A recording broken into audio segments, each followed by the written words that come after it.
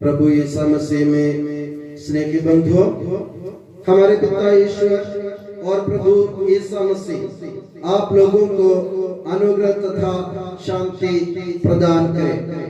बड़ी उमंग और उल्लास के साथ आज पवित्र कैथोलिक कलीसिया प्रभु यीशु मसीह के राज्यत्व का पर्व मना रहे हैं। प्रभु यीशु मसीह के राज्यत्व का पर्व मनाने का मकसद यह है कि जैसे हमारी उपासना पद्धति के अनुसार हम कलीसिया के प्रतिष्ठा काल में हैं। पिछले हफ्ते मैंने आपको बताया था कि प्रभु यीशु मसीह जब राजा के रूप में, न्यायकर्ता के रूप में अंतिम दिन में आकाश में बादलों में प्रकट होगा, तो कलीसिया को सजी हुई दुल्हन की तरह प्रभु यीशु मसीह के सामने पेश होने की जरूरत है। और प्रभु यीशु मसीह स्वयं राजा के रूप में अपनी पत्नी या अपने वधू अपनी कलीसिया को स्वीकार कर लेगा। और आज पवित्र कैथोलिक कलीसिया हमको ये बताना चाहती है कि प्रभु यीशु मसीह राजा है। और आज के पवित्र वाचन में आपने सुना, पहले वाचन में आपने सुना अपने प्रकाशना ग्रंथ से एक सफेद घोड़े पर सवार होने वाले एक व्यक्ति के बारे में आप लोगों ने सुना, और आखिरी में बताया उसका नाम ईश्वर का वचन है। और नए विधान में संत योहन के सुसमाचार में हम पढ़ते हैं कि आदि में शब्द था, आदि में वचन था, वचन ईश्वर के साथ था, वचन ईश्वर था, वचन स्वयं ईश्वर था, वो वचन प्रभु यीशु मसीह। जो मतलब जो सफेद घोड़े पर सवार होने वाले व्यक्ति का नाम वचन है, मतलब वही प्रभु यीशु मसीह। वो हमारा न्याय करने के लिए अंतिम दिन में प्रकट होगा। तो दूसरी बात आज के सुसमाचार से आपने सुना, संत योहन के सुसमाचार से। संत योहन के सुसमाचार में प्रभु यीशु मसीह के जीवन के आखिरी भाग के बारे में बताया गया है। प्रभु यीशु मसीह राजा पिलातुस के सामने पेश किए जाते हैं। तो राजा पिलातुस प्रभु यीशु मसीह से पूछते हैं, क्या तुम राजा हो? तो प्रभु यीशु मसीह कहते, मैं राजा जरूर हूं, मगर मेरा राज्य इस संसार का नहीं है। वह प्रभु उसका कारण बताते हैं, अगर मेरा राज्य इस संसार का होता, मेरे अनुयायी मेरे लिए लड़ते, मेरे को बचाने की कोशिश करते, और वो अपनी जान को ताक में रखते हुए, अपनी जान की आहुति देते हुए मुझे बचा लेते, और आज मैं तुम्हारे सामने पेश नहीं किया होता अगर मेरे अनुयायी मेरे लिए लड़ते। मेरे अनुयायी क्यों नहीं लड़ेंगे? इसलिए नहीं लड़ेंगे कि मैं इस संसार का राज्य, मेरा राज्य संसार का नहीं है। फिर कहा प्रभु कहता, मेरा राज्य स्वर्ग राज्य, ईश्वर का राज्य, वो ईश्वर के राज्य का राजा हूं मैं, इसलिए मेरे अनुयायी मेरे लिए लड़ेंगे नहीं। तो प्रभु यीशु मसीह की विशेषता क्या है? राजा के रूप में प्रभु यीशु मसीह की विशेषता क्या है, इसके बारे में कलीसिया हमको बताना चाहती है। राजा प्रभु यीशु मसीह की विशेषता यह है, दुनिया के राजा अपने अनुयायियों से कहते, मेरे लिए लड़ो, मेरे लिए भिड़ो।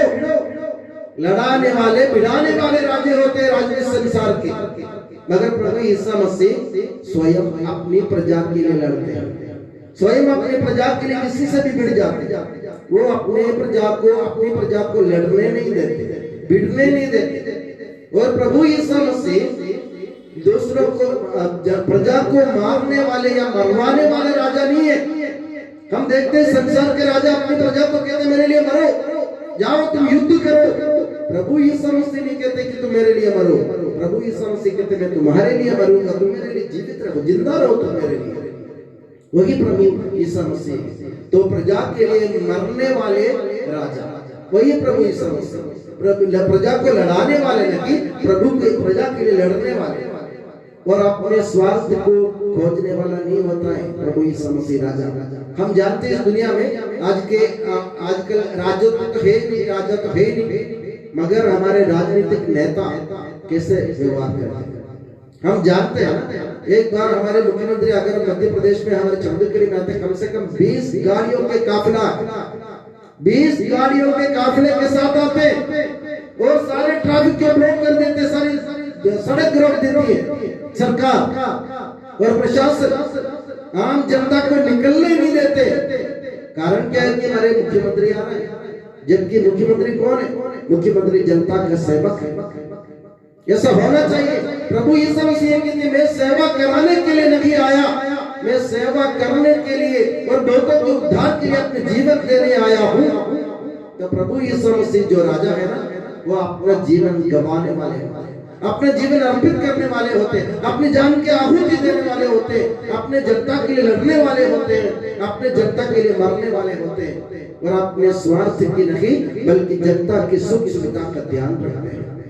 ऐसे एक राजा का नमूना हमारे सामने आज माता कलीसिया ने पेश किया। तो हमें क्या करना चाहिए? हम भी एक तरफ एक देखो, आप कभी सोचो हम भी एक तरह के राजा हैं। मैं यहाँ का राजा हूँ और कोई कहीं और का राजा है, अपने घर का राजा है। हम सोचते हैं कि सब अपने अधीन है, सब मेरे अंडर रहेंगे, मैं जो बोलूंगा उसके हिसाब से काम होना चाहिए, मेरी सेवा होनी चाहिए, मेरे लिए लड़ना चाहिए, मेरे लिए मरना चाहिए, मेरे लिए भिड़ना चाहिए। मगर कभी नहीं सोचते हम इन लोगों की सेवा के लिए मुझे रखा गया। मैं यहाँ का फादर हूँ, अगर मैं यहाँ का फादर हूँ, दूसरों की सेवा के लिए मुझे रखा गया। दूसरों से सेवा मांगने के लिए नहीं, दूसरों से सेवा मांगने, आप सेवा जरूर करेंगे क्योंकि आप मेरा आदर करते हैं, मैं आपका फादर हूँ। मगर मेरा फर्ज बनता है कि मैं आपकी सेवा करूं। कैसे करूं?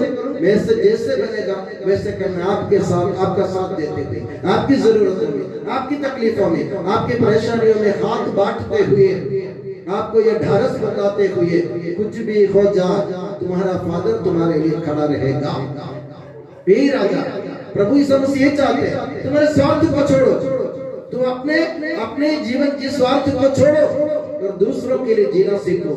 एक राजा वही होना चाहिए और प्रभु यीशु मसीह सही राजा है जिन्होंने हमको नमूना दिया और उन्होंने क्रूस पर अपनी जान देकर उन्होंने इसको सत्य प्रमाणित कर दिया। मैं सेवा कराने के लिए नहीं, सेवा करने के लिए आया हूँ और बहुतों के उद्धार के लिए अपने जीवन को अर्पित करने के लिए आया हूँ। तो आज के दिन ये पर्व मनाते वक्त मेरा आपसे एक ही निवेदन है, हम सब एक एक प्रकार के राजा हैं। मैंने कहा ना, अपने अपने जगह पर राजा। मगर सोचो मेरे जीवन से किसी को कोई फायदा मिलता है या नहीं मिलता है, या मैं किसी को नुकसान पहुंचा रहा हूँ या नहीं पहुंचा रहा हूँ, या मैं अपने स्वार्थ के लिए दूसरों को अपने काम में ले रहा हूँ, तो गलत बात है। दूसरों के अपनी सेवा के लिए दूसरों से काम लेना और दूसरों की सुख दुख तकलीफ में हाथ ना बांटना और अपने सुख सुविधा के लिए अमानत धन इकट्ठा करना और दौलत इकट्ठा करना, यह गलत है। जो प्रभु हमको जो देते हैं ना, जो हमारे पास है ना, वो सब दूसरों की सेवा के लिए। बांटना सीखो, बटोरना नहीं। मैं बार बार ये कहता हूँ आपसे, अपने जीवन को बांटो।